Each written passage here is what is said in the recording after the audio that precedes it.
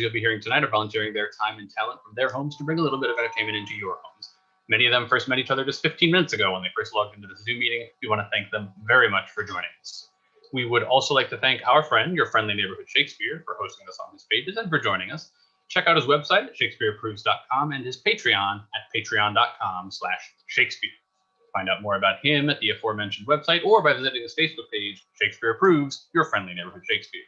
We are looking forward to his Shakespeareans this Saturday at 1:30 p.m. Eastern. We will have a link to get tickets to that in the comments.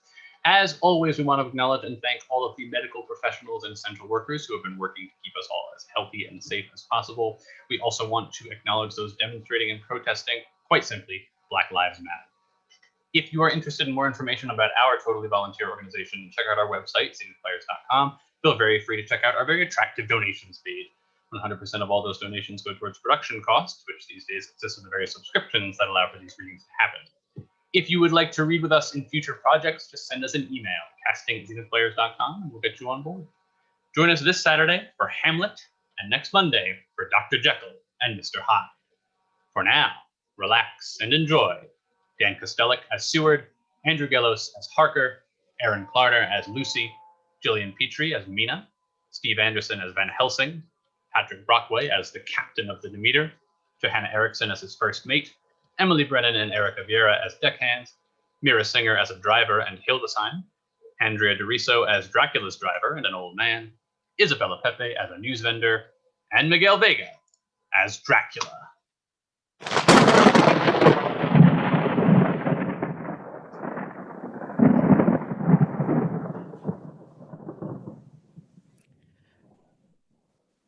My name is Arthur Seward. I am here tonight to bear witness to the truth of certain events, which you may find it hard to believe, but I ask you to believe them.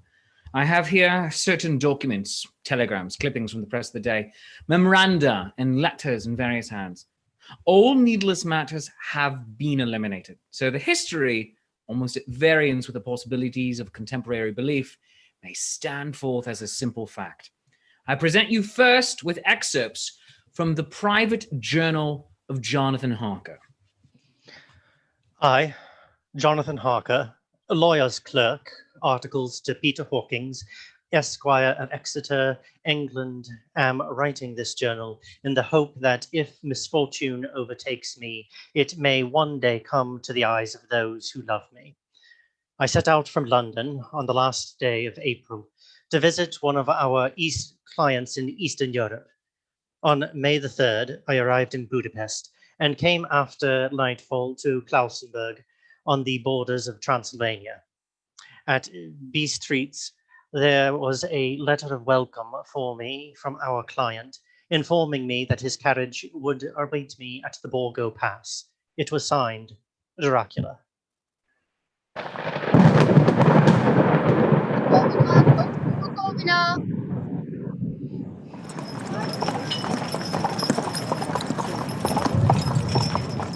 The road was rough, but still we seemed to fly over it with a feverish haste.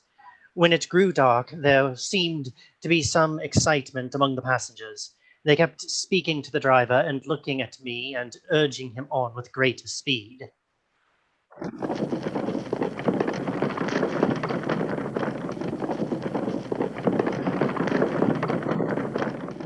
The mountains seemed to come nearer to us on either side. A coachman! A coachman! What is it? Where are we? You are nearing your destination, young Herr. This is the Borgo Pass. There were black clouds rolling overhead, and the air was heavy, oppressive with the sense of thunder.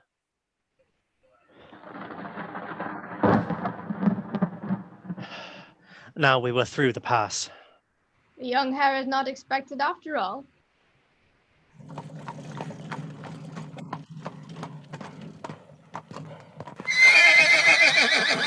You are early tonight, my friend. A coach with 4 horses had drawn up beside us. Let me help you, sir. The coachman smiled, and the lamplight fell on a hard-looking mouth with berry red lips and sharp-looking teeth as white as ivory. We began to move. I looked back. The coach and its load of passengers had vanished from sight. We swept into the darkness of the pass. I struck a match. It was within a few minutes of midnight.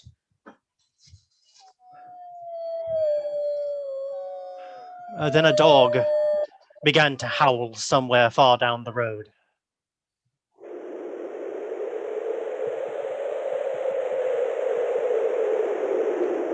The wind was rising, moaning and whistling through the rocks, and the branches of the trees crashed together as we swept along. It grew colder and colder still, and a fine powdery snow began to fall.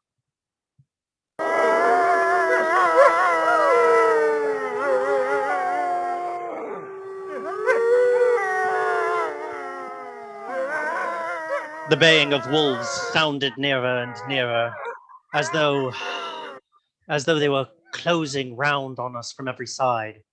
We kept on ascending, always ascending. The howl of the wolves was growing less.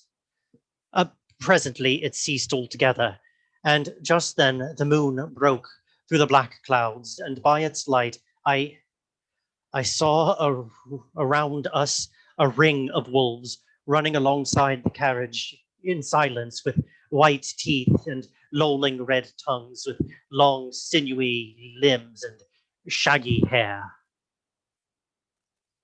Welcome to my house. I must have fallen asleep. The carriage had pulled up in the courtyard of a vast ruined castle. The coachman was nowhere to be seen. Welcome to my house. Come freely, go safely, and live something of the happiness you bring. Count Dracula? I am Dracula. The face was strong, very strong, aquiline. The mouth, so far as I could see under the heavy mustache, was fixed and rather cruel looking, with perfectly sharp white teeth. You hear them, Mr. Harker? The wolves? The children of the night. As you'd say, Mr. Harker. The wolves. Listen.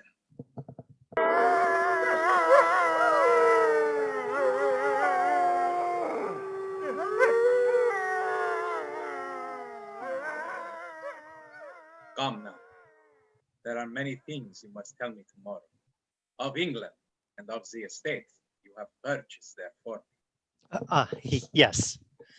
The estate is called Fairfax, I believe. Yes, that's so. But now I will detain you no longer. You will find your room in readiness. And I advise you not to leave it during the night. This castle is on the very edge of a terrible precipice. A stone falling from the window should fall 1,000 feet without touching anything. I explored. There are doors everywhere, and all of them locked. The door to the great hall, the door to the courtyard, every door in the castle is closed, bolted against me. Castle Dracula is a prison, and I am a prisoner. The next night I could not sleep, so after a few hours I got up, and lighting my candle, I placed my shaving mirror on the dressing table and was just beginning to shave. You seem restless, Mr. Harker. I had not seen him, although the reflection of the glass covered the whole room behind me. I turned to the glass again. Count Dracula was close to me, and I could see him over my shoulder, but there was no reflection of him in the mirror. It was blank. I started and cut myself on the side of the throat. The blood was trickling down my neck. Ah! Count, my mirror! Blood! The blood! Wipe the blood from your face, Mr. Harker, and take care how you cut yourself. It is more dangerous than you think in this country.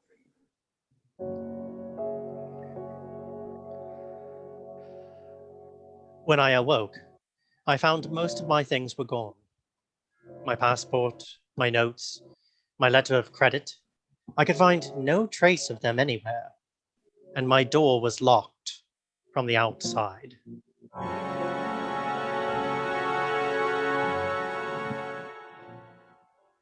June the 20th. There is some kind of work going on in the castle. Now and then I hear the faraway muffled sounds of a mattock and spade, and last night, the second of 3 dated letters which Dracula made me write, the second of that series which was to blot out the very traces of my existence from the earth, went forth.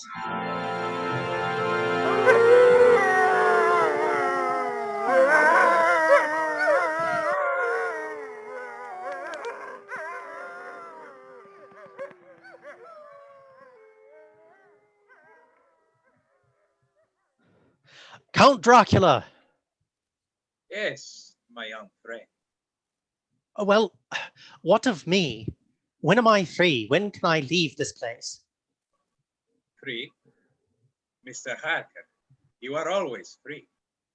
You want to leave? Would you like to leave tonight? Yes, yes, in God's name. My dear young friend, not an hour shall pass.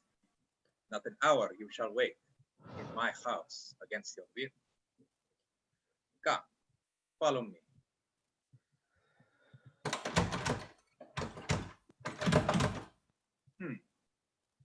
Your door seems to be bolted. Strange. Your door is locked. Well, in God's name, open it. As you will, Mr. Harker. You English have a proverb which is very close to my heart. Welcome, the coming. Speed, departing guests. Good night, Mr. Harker.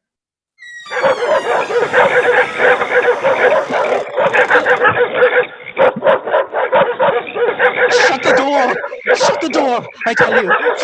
Shut the door! Shut it! The door is shut, Mr. Harker. I take it you will remain.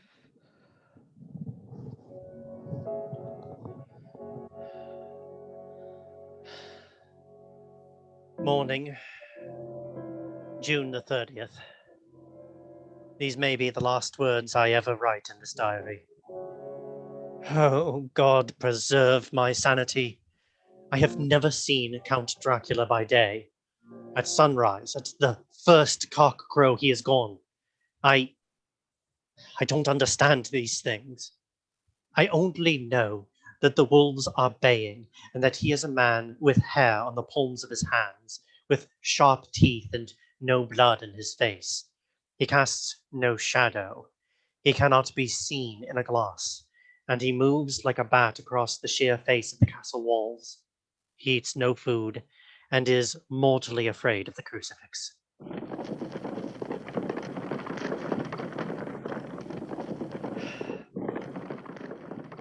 As I write this, I hear in the courtyard the rolling of heavy wheels and the cracking of whips.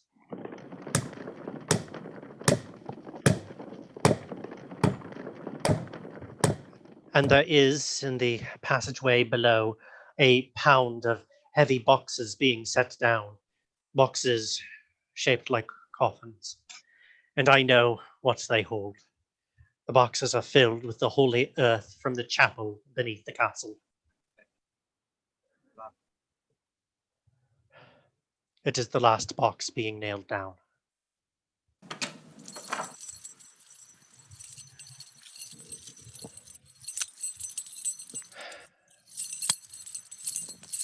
The door is shut and the chains rattle.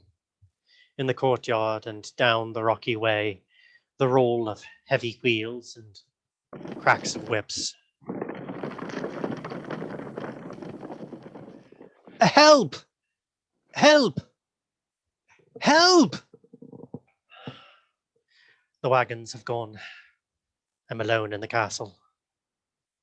I'm alone in the castle. I'm alone.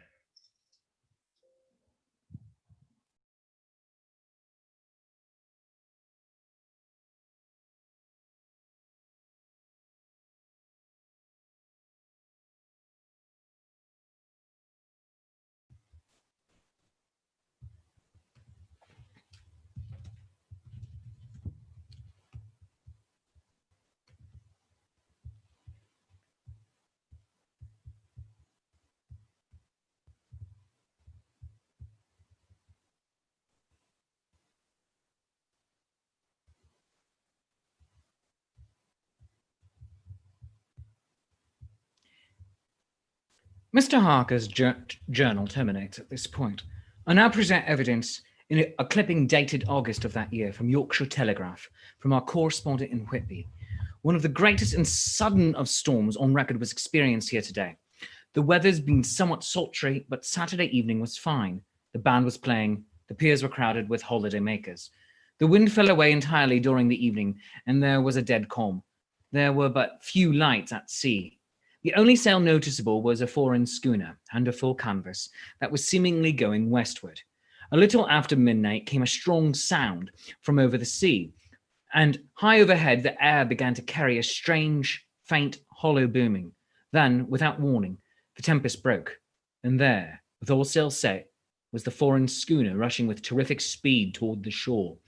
A searchlight was turned on her, and there lashed to the helm was a corpse, with drooping head which swayed horribly to and fro at each motion of the ship.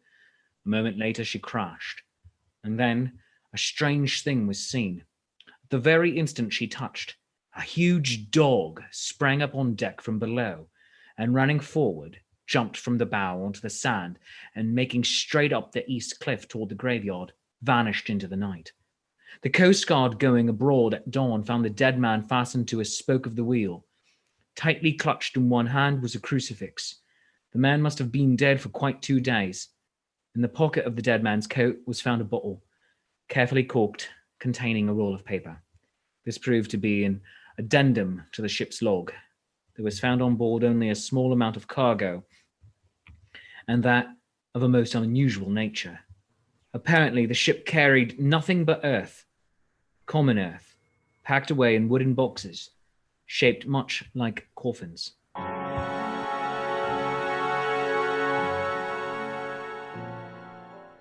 Log of the Demeter, Russian flag, Black Sea to Whitby, July 6th.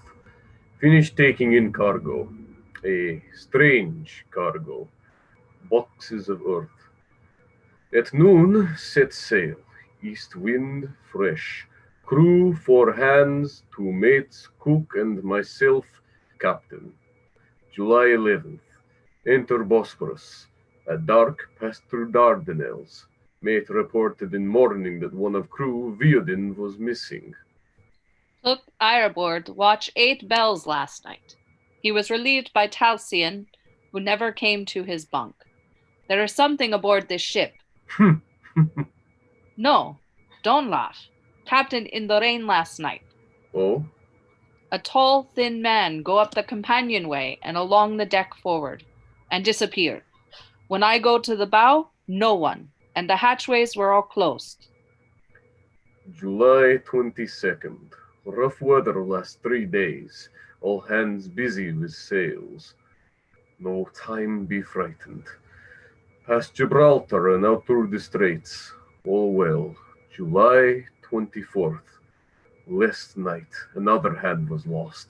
Disappeared. Like Talisian, he came off his watch at midnight. We'll never see him again. You want double watch now? I don't take watch alone no more. Nor will I. No more double watch. July 29th. Had single watch tonight, as crew too tired to double. When morning come. Hey! Hey, below! Balaki! Balaki! Hey, Balaki, below! Balaki, come! Balaki is gone like the others. Like all the others. The mate and I have agreed to go armed henceforth. July 30th. Last night. We are nearing England. Weather fine, all sails set.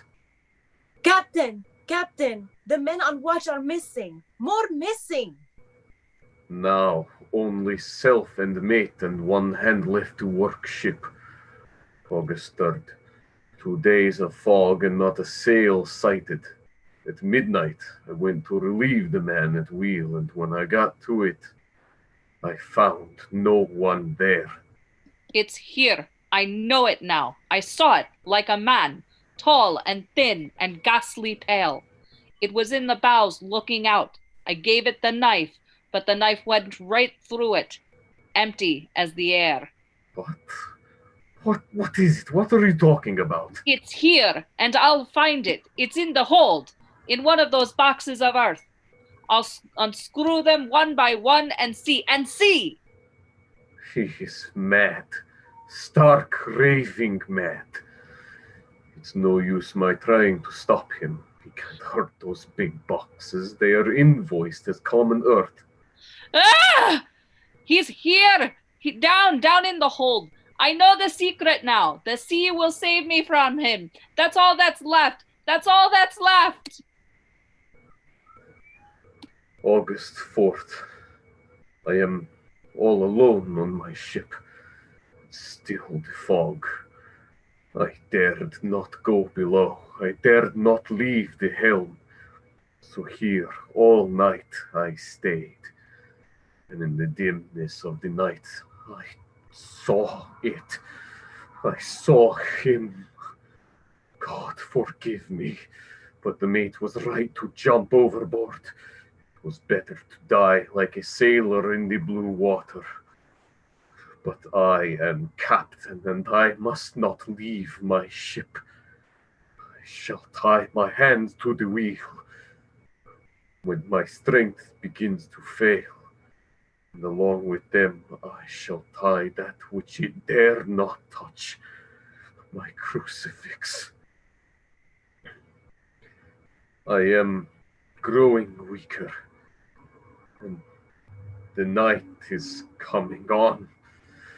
God and the Blessed Virgin help a poor, ignorant soul trying to do his duty.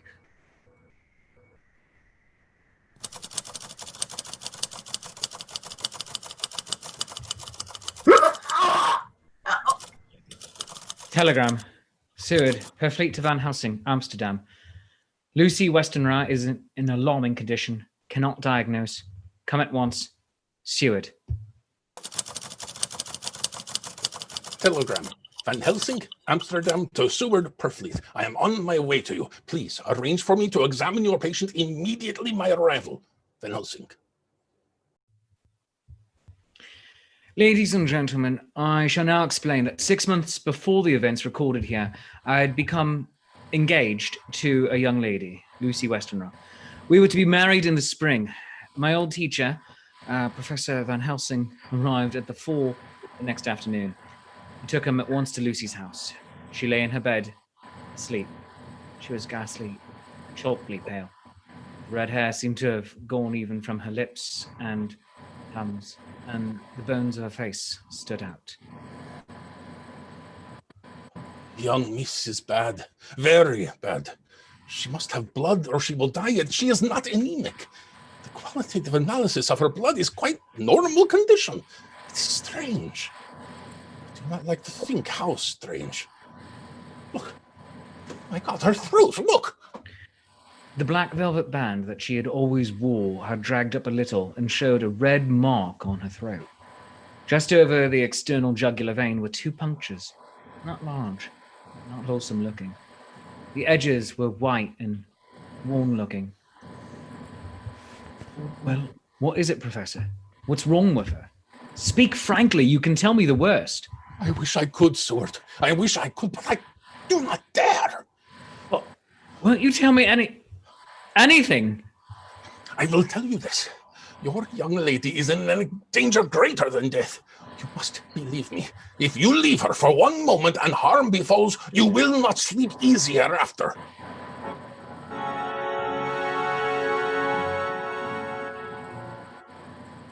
September 8th. I sat up all night with Lucy. Martha, I'm afraid.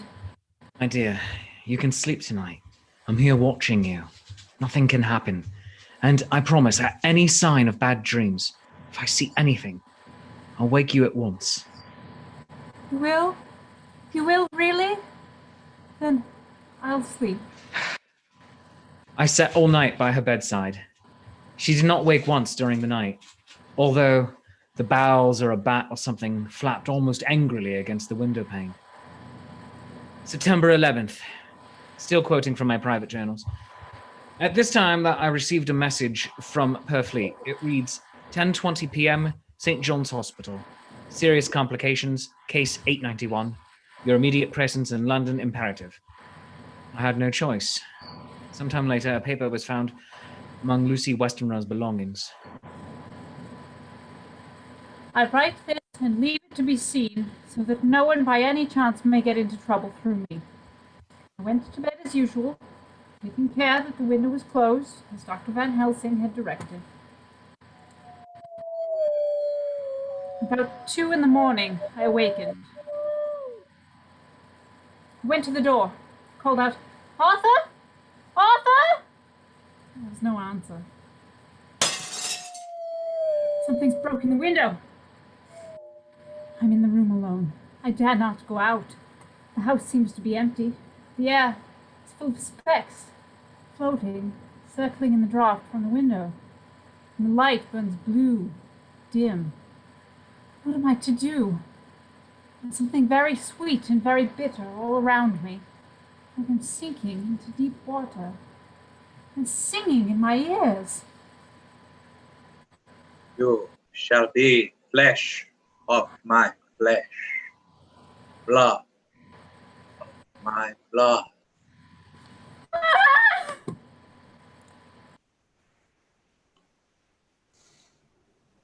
September 12th.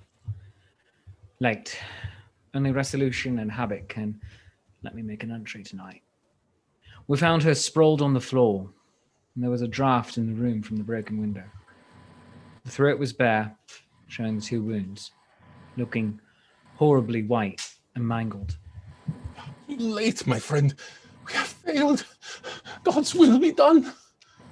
She is dying? Yes, she is dying. Stay beside her. It will make much difference, mark me, whether she dies conscious or in her sleep. It was late in the afternoon before she opened her eyes. Arthur, my love, I'm so glad you've come. I took her hand and knelt beside her. Her breath came and went like a tired, peaceful child's. And then the light from the setting sun fell on her face, and then, insensibly, a strange change came over her. Her eyes grew suddenly dull and hard. The breathing was heavy. The mouth opened and the pale gums drawn back made the teeth look large and sharp. Arthur, oh my love, I'm so glad you've come. Kiss me.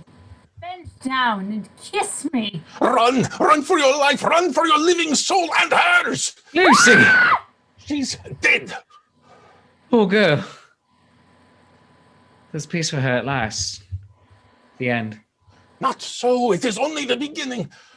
Wait and see.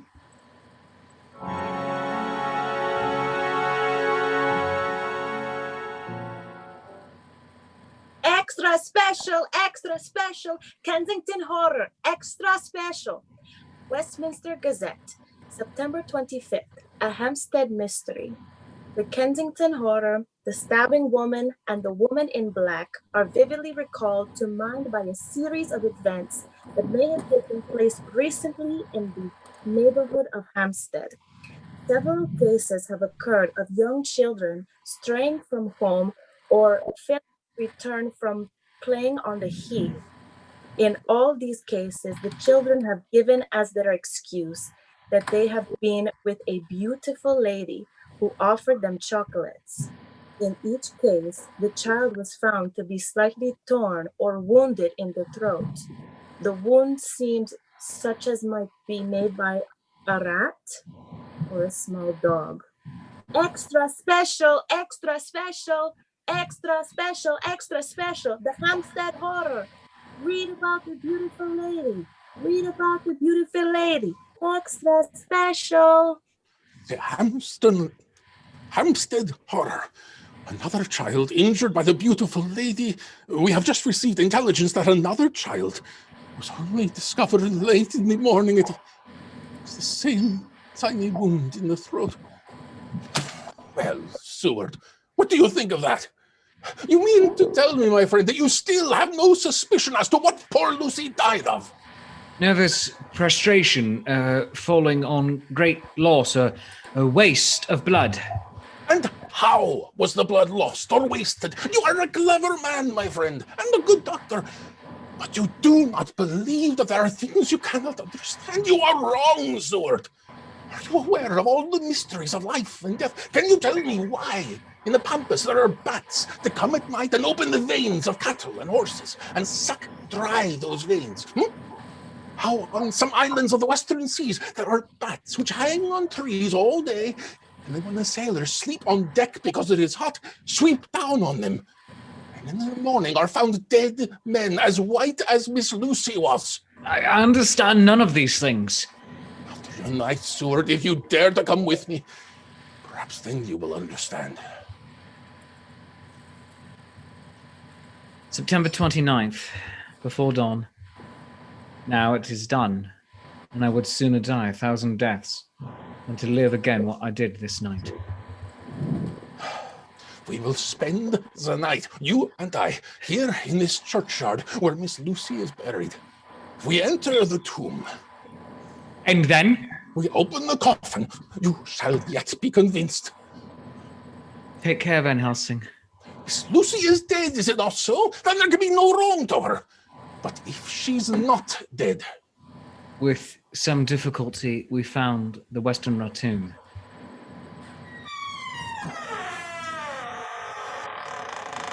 I took up my place behind a yew tree on one side of the tomb, Van Helsing on the other.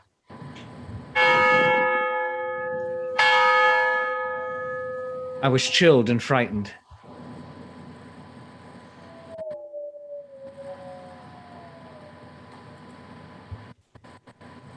Suddenly, I saw something moving between the two yew trees, a dim white figure which held something at its breast. The figure stopped. I could not see the face, for it was bent down over what I saw to be a fair-haired child. There was a sharp little cry, such as a child gives in sleep or as a dog lies before the fire in dreams. Then the thing saw us. She drew back with an angry snarl. Her lovely blood-stained mouth grew into an open square. If ever a face meant death, I saw it at that moment. Then suddenly she turned and vanished in the direction of the tomb. The child is not harmed. We leave him in a safe place where the police can find him. There's more to do. Come! Now we're in the tomb. There in the coffin, the thing lay. Like a nightmare of Lucy. The pointed teeth, a blood-stained mouth. Van Helsing never looked up. From his bag, he took out a book, his operating knives, a heavy hammer, and a round wooden stake, 2 or 3 inches thick, sharpened to a fine point, and hardened over a fire. Seward, the life of this unhappy woman is just begun. Then she becomes what you call undead. There comes with the change the curse of immortality. She cannot die. Must go on, age after age, adding new victims. Because all that die from the preying of the undead become themselves undead and prey on others. So the circle goes on, ever widening, as of the ripples from a stone thrown in the water.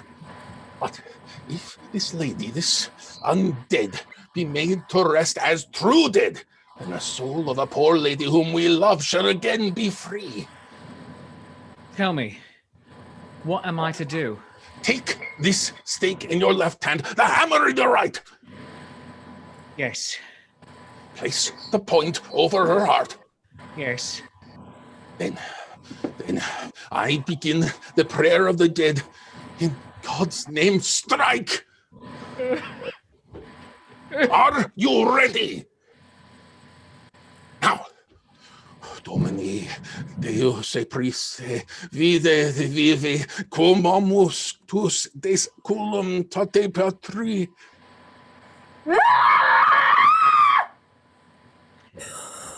On the morning of July 11th, a man was found on the border of Transylvania. He talked wildly of wolves and boxes of earth and blood. He gave his name as Jonathan Harker. In a hospital at Klossenburg, he improved sufficiently to make possible his removal to England. I'm still quoting from my own personal papers. But then his condition remained so serious that he was committed for observation to a private ward in my hospital at Purfleet.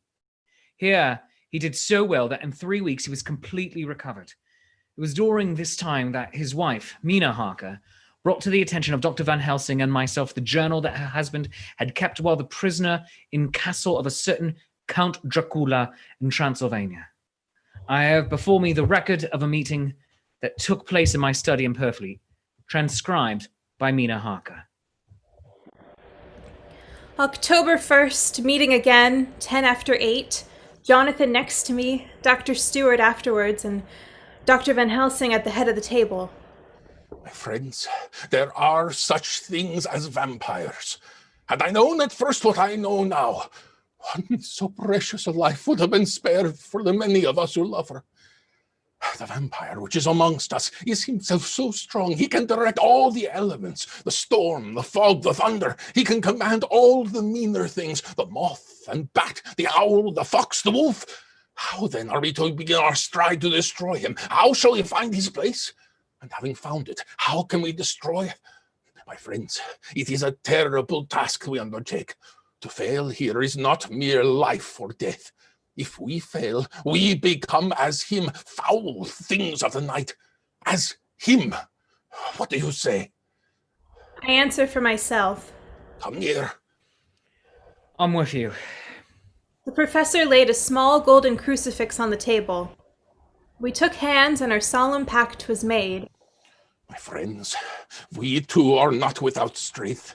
The vampire flourishes on the blood of the living. Without this, he cannot live. He throws no shadow. He makes no reflection in a mirror. He can transform himself to a wolf, to a bat. He can come on moonlight rays as elemental dust. He can see in the dark. He can do all these things, yet he is not free. His power ceases at the coming of the day. Then, until night, he must remain in the shape in which he finds himself. And except in his coffin home, in those earth boxes, he cannot rest. When he can confine himself in his coffin, then, my friends, if we obey what we know, we will destroy him. At that moment, something slapped wildly against the window. Then... Did you hit it? Don't know. We looked at out of the window. Against the black sky, you could see nothing. Data are now positioned. From the Count's castle in Transylvania to Whitby came 50 boxes of earth. All of these, to our certain knowledge, were delivered at Carfax. Recently, 12 of these boxes have been removed. First step, ascertain whether all the rest remain in the deserted house next door, or whether any more have been removed. We must break each of these boxes and sterilize the earth with holy water, so he can no longer seek safety in it, and we must hurry.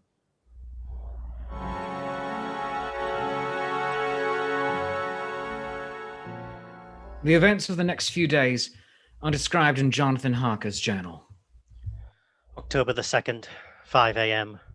Just returned from the empty house. Left Mina here at home. Well, we've done our work at Carfax. The place was filthy, the air stagnant and foul, and alive with rats. We counted the boxes. Only 38 of them. And over each of these, the professor went through his same mysterious work. It was dawn when we got back. I found Mina asleep. She looks paler than usual. October 2nd, soon after they left, I fell asleep. I remember hearing the sudden barking of the dogs, and then it was silent. I got up and looked out of the window. There was a thin streak of white mist moving across the grass along the wall of the house. It dawned on me that the air in the room was heavy and dank and cold. The gaslight came on, only like a tiny red spark in the fog. I could see through my eyelids. Then the mist grew thicker and thicker. Then as I looked, the spark divided and seemed to shine on me through the fog like two red eyes. You shall be flesh of my flesh, blood of my blood, blood of my blood.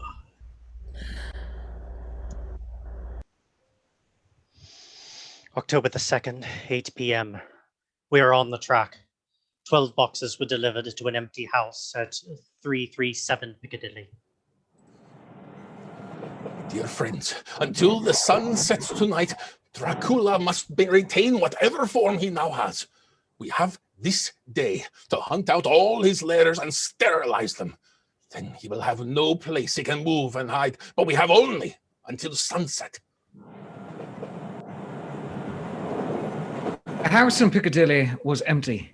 Like the one at Purfleet, the same sickening smell was in the air. On the table we found a clothes brush, a brush, and a comb and a basin. The latter containing dirty water, which was reddened as if with blood. The boxes are back here. 8, 9, 10, 11. Only 11. There's a 12th box somewhere. Gentlemen, it is after 6. The sun is setting. We've no time to lose. He will return at any moment. Open the boxes! Quiet. Here it is. It is he. The window.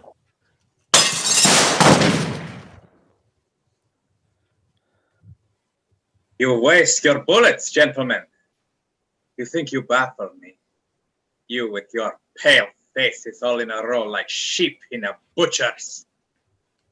Think you have left me without a place to rest, but I have more. And time is on my side. The one you love is already mine. I have known her. Already my mark is on her throat. Flesh of my flesh. Blood of my blood. She is with me always, over land and sea.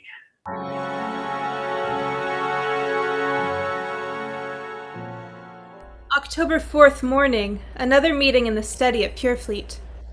We must find that last remaining box, gentlemen. We must find it.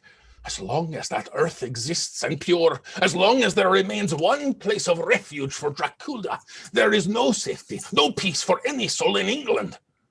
And for the undead, never peace so long as he lives. Blood of my blood, blood of my blood. Nina! How do you know that? Quiet. Quiet.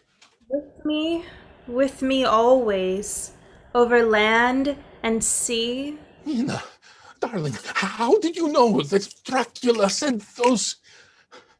I don't know. The words just came. Strange. There are times when somehow I feel like I'm with him.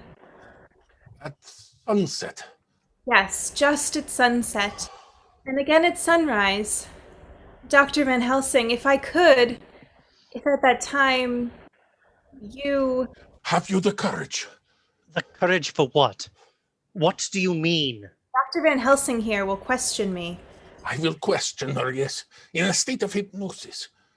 The one you love is already mine, he said. She is with me always, over land or sea.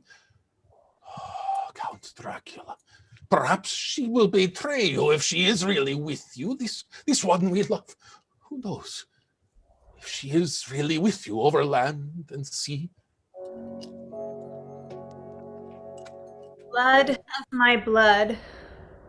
Mina. Yes? Answer me, Mina. Are you with him? Yes, I am with him. Where are you? I don't know. It's all dark. What do you hear? The lapping of water. I can hear it on the outside. You are on a ship. Yes. What else do you hear? There's the creaking of an anchor chain. What are you doing? Still. Oh, so still is. It's like death. It's like death.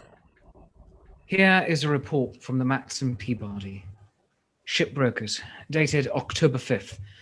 According to Lloyd's, lists the only sailing ship that left for the Black Sea yesterday with the Tsarina Katrina bound for Varna. Somehow, before she sailed, a man came alongside, all in black, driving a cart with a great box in it.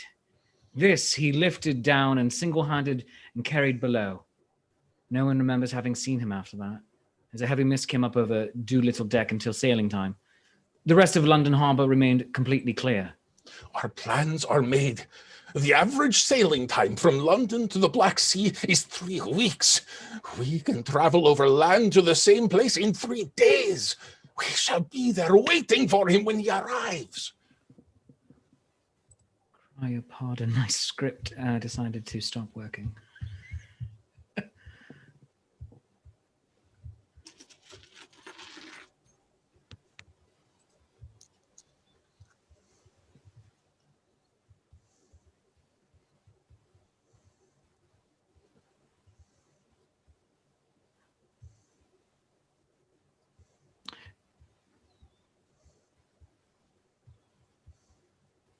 October 15th, arrived Varna about 5 o'clock. Mina seems stronger. Every morning before sunrise and just before sunset, she speaks to Van Helsing in a trance. Are you with him, Mina? Tell me, are you with him? I am with him. What can you see? Nothing. All is dark. What can you hear?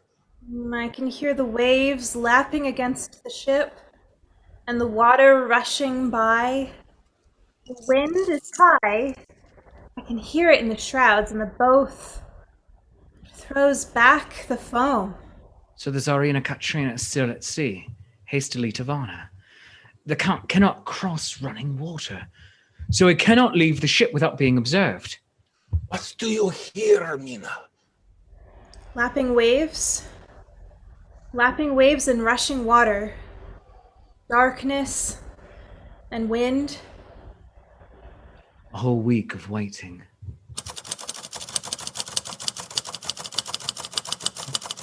Daily telegrams from Lloyd's.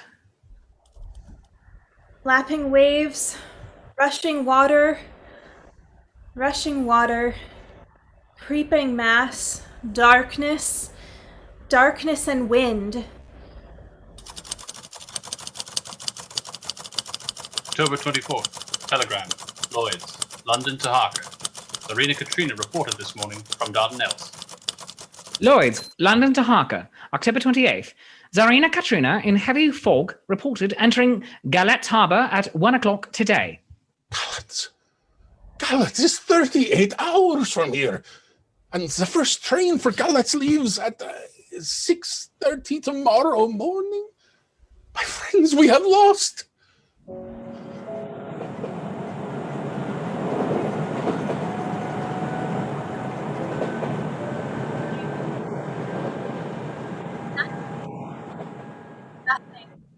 I can hear men's voices calling in the roar and the creak of the wind. I can feel the air blowing upon us. October 29th, evening. We are due between 2 and 3 in the morning, but already at Bucharest. We're 3 hours late. Something's going on. I feel it pass me like a cold wind. I can hear far off confused sounds, men talking in strange tongues, fierce, falling water, and the howling of wolves. There's another sound. How queer a sound, like... Like what? Speak, Mina. Speak, I command you to speak.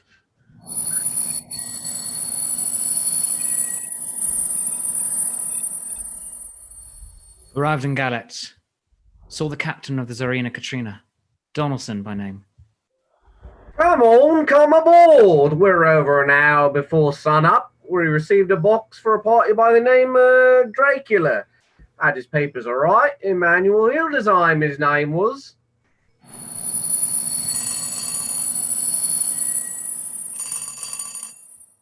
Mr. Hildesheim, Yes, you unloaded a box yesterday. I give to Kaislov by order. Kylov.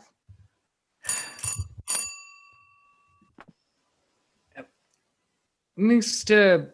Kyalov? Hello? This morning, they find him dead inside the churchyard of St. Peter.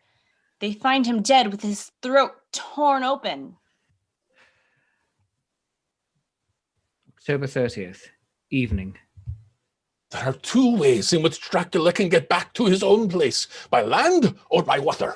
We've examined the maps and find the most likely river is the Sereth. You and I, Seward, will chart a steam launch and follow him up the river. Van Helsing and Mina will take the train to Ferristy, and from there... From there we shall go in the track where Harker went to Bistritz over to Borgo. If you have not caught him before, we shall be meeting Dracula there.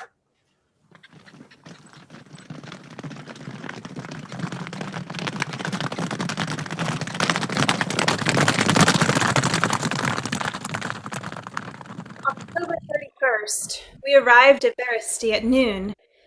Van Helsing and I brought the carriage here.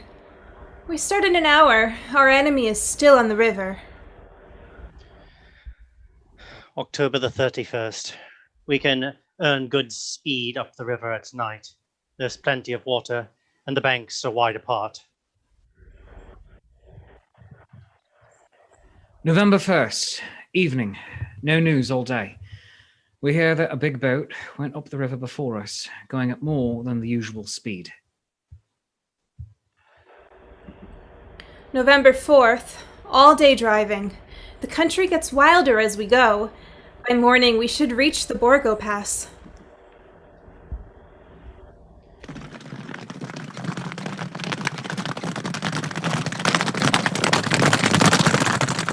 November the 4th, evening. We've left the launch. We've got horses, and we follow on the track along the river. We are armed. Look, quick! There they are now, heading west. Through the dawn, we could see the Slovaks some mile before us, dashing along the river with their wagon. On it is the great box. Late in the afternoon, we leave the Borgo Pass. Van Helsing, look! Look! We can see a long way around, far off, beyond the white waste of snow, like a black ribbon curling. Between us and the river, not far off, came a group of men, mounted Slovaks hurrying along. In the midst of them was a wagon that swept from side to side. On the wagon was a great box.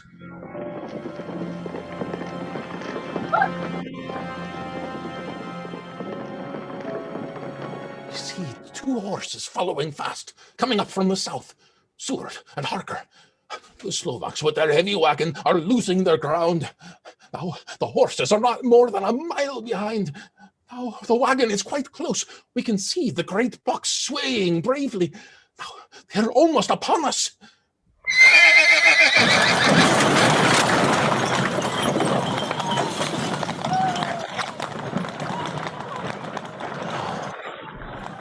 Now has happened a strange thing. The wagon smashed into a great rock buried in the snow, lost its front wheels, turned over on its side, jammed against the stone. The horses tore loose from their tracers and bolted. The Slovaks scatter and vanish after them. Silence. Silence like comes after ringing a bell. Look, his face.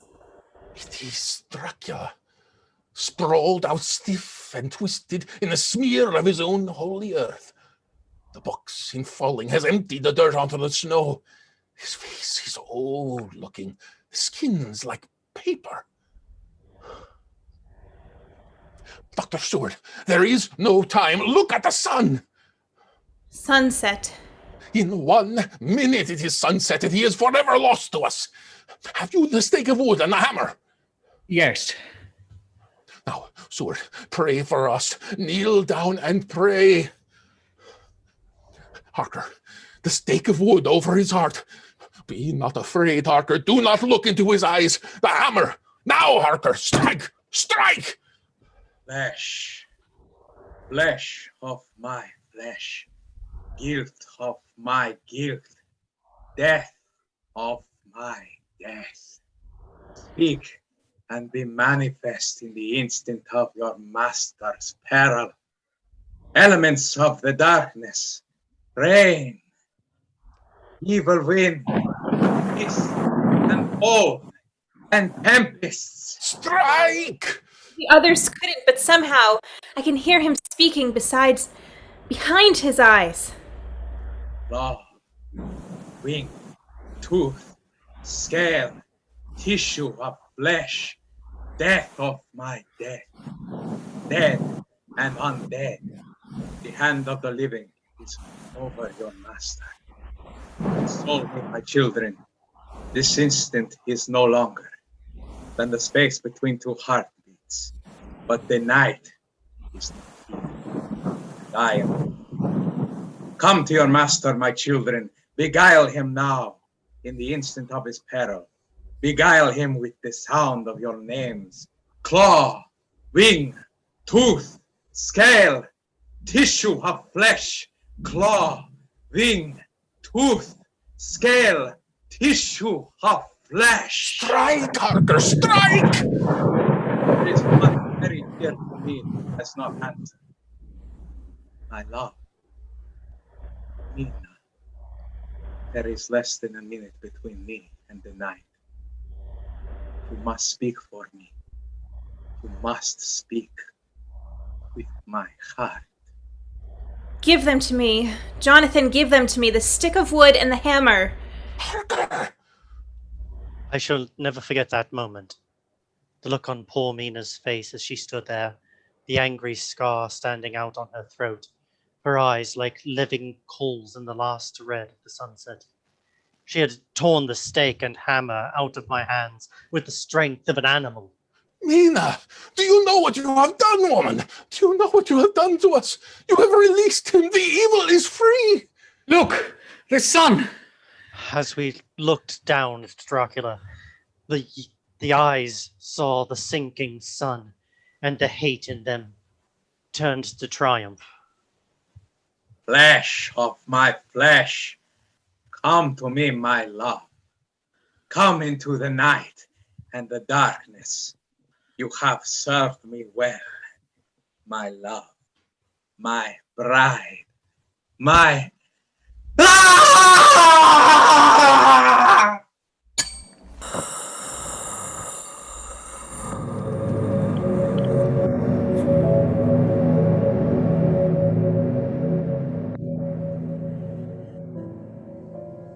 Ladies and gentlemen, all the evidence is now before you. I've added nothing, and to the best of my knowledge, I've omitted nothing that might help to throw light upon the extraordinary events of the year 1891, which culminated on that terrible evening in the Borgo Pass. There remains only this one last report.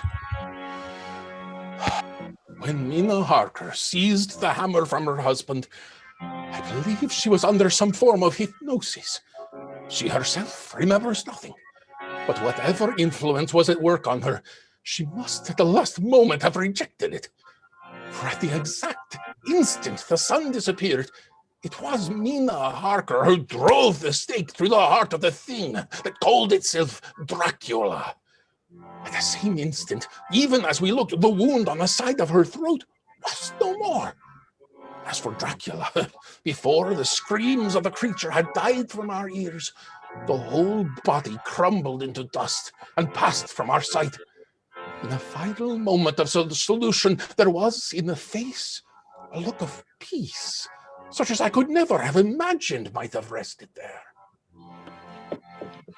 Thank you for joining us for Dracula. Big thanks again to your friendly neighborhood Shakespeare. Please visit him at his website, shakespeareapproves.com, or on his Facebook at Shakespeare Approves, your friendly neighborhood Shakespeare. We have links to all of his content and more in the comments of this video. We would like again to thank all of the actors who have volunteered to read with us this evening. If you enjoyed this reading, all of our past recordings are available on our Facebook page and a little bit better organized on our website, zenithplayers.com. If you want more information on us, including how to be involved in a reading like this one, please visit our Facebook page, Zenith Players, and send us a message, or you can email casting@zenithplayers.com, and our technical director, TJ, will get back to you as soon as possible. We want to continue to express our support to all of those out there who are working to keep us safe and those continuing to protest and demonstrate. Please join us Saturday for Hamlet and next Monday for Jekyll and Hyde. Thank you and good night.